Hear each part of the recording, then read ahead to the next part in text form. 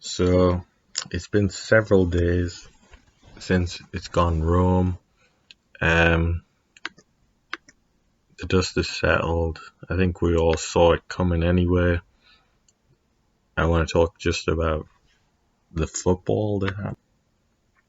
A level-headed response to both outcomes, why they lost, the response, all that kind of stuff. No one is going to blame, especially the last person who took the penalty, Saka, namely 19 years old.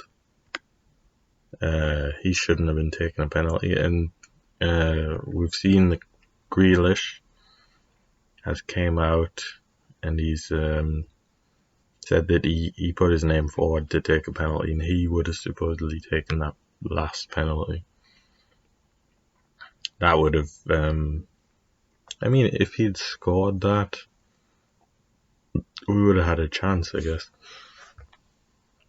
But ultimately, I don't think England deserve to win. They didn't play well. Definitely not in the final, and they didn't particularly play well for many of the games leading up to that, apart from Ukraine maybe.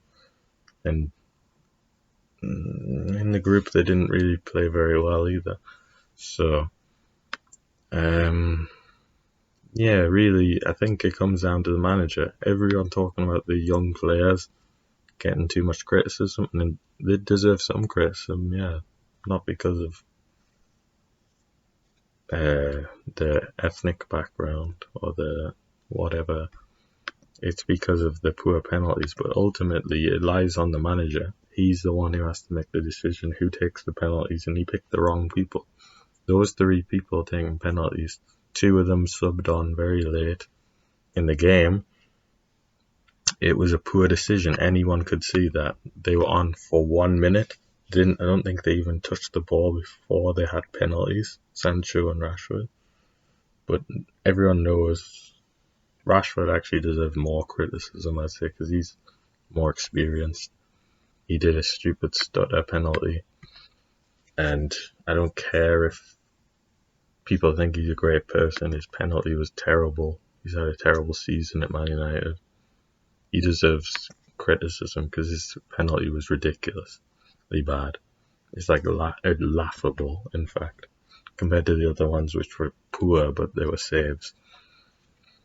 But yeah, basically, Grealish should have been taken one. Even hell, Sterling would have taken a better penalty, I think. And I think the manager ultimately should receive more criticism, but because of all the racial comments that came out, he's not actually under any under fire, which he should be, because he didn't play enough of players like Grealish or even Sancho, to be fair. Now, I don't know how good Sancho's penalties are in the Bundesliga, whether he takes pens. I don't think he does. Sometimes he does. Maybe Haaland. Haaland's missed some penalties as well for Dortmund, but even so, Grealish should have been playing more. The fact he subbed Grealish off in a lot of these other games, or didn't only put him on right at the end, obviously hates him and Sancho, to be fair. Didn't play him at all, or Jude Bellingham. So he didn't really give a lot of these players any chance, and his tactics were terrible. So Gareth Southgate should be receiving the brunt. He should be bearing the brunt. He's the old man. He's the one who's in control of it. He should get most of the criticism. It's his team. They didn't win. This was the best chance they were ever going to have, and they got lucky to get to the final. Yeah, good.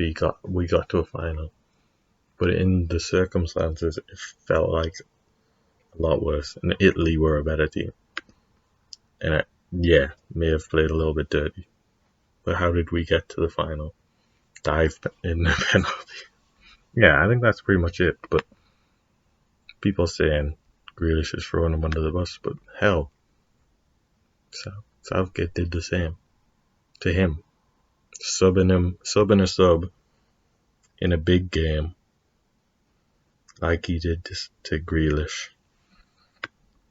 It's an unforgivable thing. It could have cost us getting to the final.